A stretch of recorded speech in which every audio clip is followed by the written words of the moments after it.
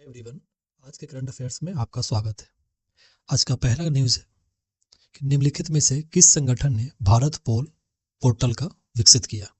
Option A है गृह मंत्रालय, ऑप्शन बी है विदेश मंत्रालय, ऑप्शन सी है सीबीआई, ऑप्शन डी है NPCI national payment corporation of India. इसका सही जवाब हो जाएगा सीबीआई, केंद्रीय वित्तीय जांच ब्यूरो एजेंसी। चलिए इसके बारे में देखते हैं न्यूज़ में क्यों था। केंद्रीय गृह मंत्री और सहकारिता मंत्री अमित शाह 7 जनवरी 2025 को भारत मंडपम नई दिल्ली में सीबीआई के द्वारा विकसित भारत पोल पोर्टल का लॉन्च किया। इसका उद्देश्य वास्तविक समय में अंतर्राष्ट्रीय पुलिस सहायता की सुविधा प्रदान करना और अंतर्राष्ट्रीय अपराधों से निपटने के लिए भारत के प्रयासों को बढ़ाना है। सीबीआई द्वारा विकसित जो भारत में इंटरपोल के लिए राष्ट्रीय केंद्रीय ब्यूरो के रूप में कार्य करता है। यह पोर्टल भारत भर में कानून प्रवर्तन एजेंसी और इंटरपोल के बीच संचार में सुविधा प्रदान करेगा। अगला न्यूज़ है mission compact research module for orbital plant study का लॉन्च किसके द्वारा किया गया। ऑप्शन ए है इसरो के द्वारा, ऑप्शन बी है यूरोप स्पेस एजेंसी के द्वारा, ऑप्शन सी है national aeronautics and space administration NASA के द्वारा, ऑप्शन डी है जापान एरोस्पेस एक्सप्लोरेशन एजेंसी के द्वारा। इसका सही जवाब हो जाएगा इसरो के द्वारा। देखते हैं चर्चा में क्यों है। इसरो ने घोषणा की है कि 30 दिसंबर को जैविक प्रयोग के तहत अंतरिक्ष में भेजे गए लोबिया के पौधों में पहली पत्तियां आ गई है। यह अंतरिक्ष में भारत का पहला जैविक प्रयोग है जिसे mission compact research module for orbital plant study का हिस्सा बनाया गया था, जिसे ऑर्बिट में न्यूनतम गुरुत्वाकर्षण वातावरण में पौधों के जीवन को विकसित करने और बनाए रखने के लिए डिजाइन किया गया था। इसे विक्रम साराभाई अंतरिक्ष केंद्र ने विकसित किया था। इसमें 8 में से कम 3 पौधे में पत्तियां उग गई है। इसरो का कहना है कि यह उपलब्धि न केवल अंतरिक्ष में पौधे उगाने की इसरो की क्षमता को दर्शाती है, बल्कि भविष्य के दीर्घकालीन मिशनों के लिए मूल्यवान जानकारी भी प्रदान करेगा। अगला करंट अफेयर्स है निम्नलिखित में से कौन सा मानव मेटान्यूमो वायरस के बारे में सही है। तो HMMB वायरस निम्नलिखित में से कौन सा ऑप्शन सही है। इसका एक विशेष टीका है। ये एक प्रकार का इन्फ्लुएंजा वायरस की तरह है। इसकी खोज 2021 में की गई और यह केवल वृद्ध लोगों को ही प्रभावित करता है। इसका सही जवाब होगा 2001 में इसका खोज नीदरलैंड में किया गया था। पहली बार 2001 में नीदरलैंड में पाया गया था। चलिए पढ़ते हैं। हाल ही में कर्नाटका में HMPV के 2 मामले सामने आए हैं। हालांकि यह वायरस इन्फ्लुएंजा या कोविड-19 जितना व्यापक रूप से नहीं है, लेकिन इसे सांस संबंधी बीमारियां के कारण माना जा रहा है, खासकर कमजोर व्यक्तियों में। चीन में इसे सीजनल इन्फ्लुएंजा माना जा रहा है। HMPV एक समान रेस्पिरेटरी वायरस है जिसका लक्षण कोविड-19 के समान ही है। इसका हिस्ट्री देखते हैं। यह एक प्रकार का रेस्पिरेटरी वायरस है जो सबसे पहले नीदरलैंड में 2021 में पाया गया था। इसका मोस्ट कॉमन सिस्टम है खांसी, बुखार, गले में खराश, नाक बहना, घबराहट और अधिकांश मामलों में हल्के फुल्के ही पता चलते हैं, लेकिन बहुत कम मामलों में ब्रोंकाइटिस या निमोनिया जैसे गंभीर स्थिति भी पैदा हो सकती है। यह खासकर सर्दियों और बसंत के मौसम के दौरान ही फैलता है। ये ट्रांसमिशन हो सकता है निकट प्रदूषित व्यक्तियों को छूने या उसके आसपास से दूषित सतहों को छूने से। चलिए अगला न्यूज़ देखते हैं। भारत वन स्थिति रिपोर्ट 2023 के संदर्भ में निम्नलिखित में से कौन सा कथन सही है। ऑप्शन ए है यह प्रतिवर्ष जारी किया जाता है और इसमें उपग्रह डेटा का उपयोग करके देश के वन क्षेत्र का मानचित्र तैयार की जाती है। ऑप्शन बी है रिपोर्ट का उपयोग वन प्रबंधन, वानिकी और कृषि वानिकी क्षेत्रों में नीति की योजना बनाने और निर्माण करने में किया जाता है। ऑप्शन सी है 2021 और 2023 के बीच शुद्ध वन क्षेत्र में कमी आई है। ऑप्शन डी है 2021 की तुलना में 2023 में ट्री कवर में वृद्धि हुई है। इसका सही जवाब होगा ऑप्शन बी और ऑप्शन डी।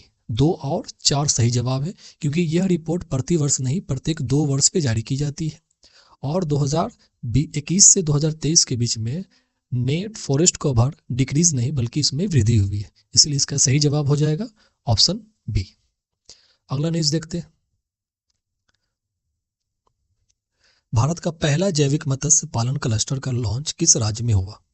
ऑप्शन ए है Arunachal Pradesh, option B Sikkim, option C Mizoram, option C Assam. इसका सही जवाब हो जाएगा सिक्किम। भारत का पहला मत्स्य पालन क्लस्टर जैविक मत्स्य पालन क्लस्टर सिक्किम में लॉन्च किया। यह पहल प्रधानमंत्री मत्स्य संपदा योजना के तहत शुरू किया गया था। यह सिक्किम के सोरेंग जिलों में भारत का पहला मत्स्य पालन क्लस्टर स्थापित किया गया, जिसका उद्देश्य टिकाऊ मछली पालन पद्धति को अपनाना। यह क्लस्टर एंटीबायोटिक मुक्त, रसायन मुक्त और कीटनाशक मुक्त जैविक मछली उपलब्ध कराएगा, जिसे दुनिया भर के पर्यावरण सचेत बाजारों में बेचा जाएगा, जिसका उद्देश्य पूर्वोत्तर राज्यों और अरुणाचल प्रदेश और मिजोरम को छोड़कर इन सभी में जलीय कृषि को बढ़ावा देना है। चलिए आगे पढ़ते हैं। एशिया का सबसे बड़ा एयर शो एरो इंडिया 2025 के 15वें संस्करण का आयोजन कहाँ किया जाएगा?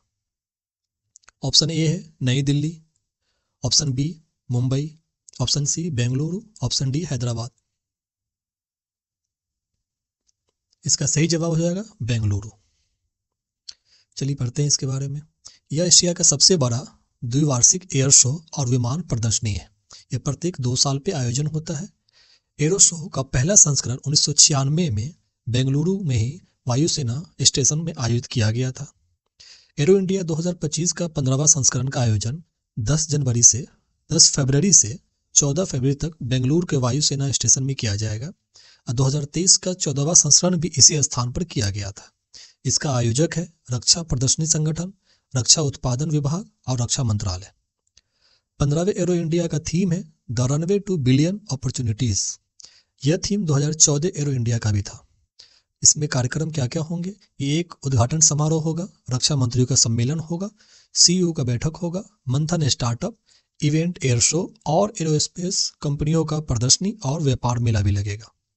इसका मुख्य उद्देश्य है विश्व भर में नागरिक और सैन्य विमान क्षेत्रों को अपने उत्पादों को प्रदर्शन करने और नए साझेदारी बनाने के लिए एक मंच तैयार करना और विश्व भर में विश्व के विमान बाजार में भारत को एक महत्वपूर्ण साझेदार के रूप में स्थापित करना है।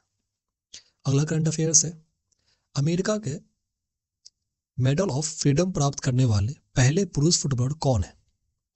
तो मेडल ऑफ फ्रीडम प्राप्त करने वाले पहले पुरुष फुटबॉलर कौन है? इसका ऑप्शन ए है क्रिस्टियानो रोनाल्डो, ऑप्शन बी है David Beckham, option C Lionel Messi, option D Neymar. इसका सभी जवाब हो जाएगा लियोनेल मेसी।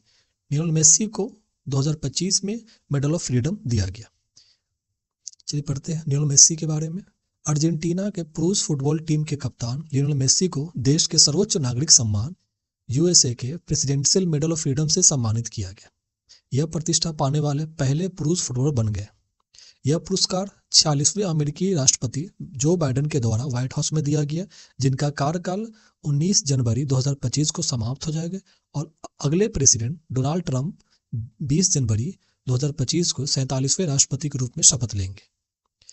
कुल 19 व्यक्तियों को दिया गया, जिनमें प्रमुख है हिलेरी क्लिंटन पूर्व विदेश मंत्री, जॉर्ज सोरेस, डेंजल वाशिंगटन जो अभिनेता है, माइकल जे फॉक्स ये भी एक अभिनेता है और मैजिक जॉनसन ये बास्केटबॉल के खिलाड़ी है।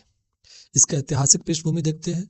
द्वितीय विश्व युद्ध के दौरान नागरिक को सम्मानित करने के लिए राष्ट्रपति हैरी ट्रूमन के द्वारा 1945 में इसे स्थापित किया गया था और इसे बाद में राष्ट्रपति जॉन एफ कैनेडी के द्वारा 1963 में इसे विस्तार भी किया गया और पुरस्कारों में बदलाव भी किया गया। चलिए अगला न्यूज देखते हैं। 2025 में 82वें गोल्डन ग्लोब अवार्ड का आयोजन कहाँ किया गया?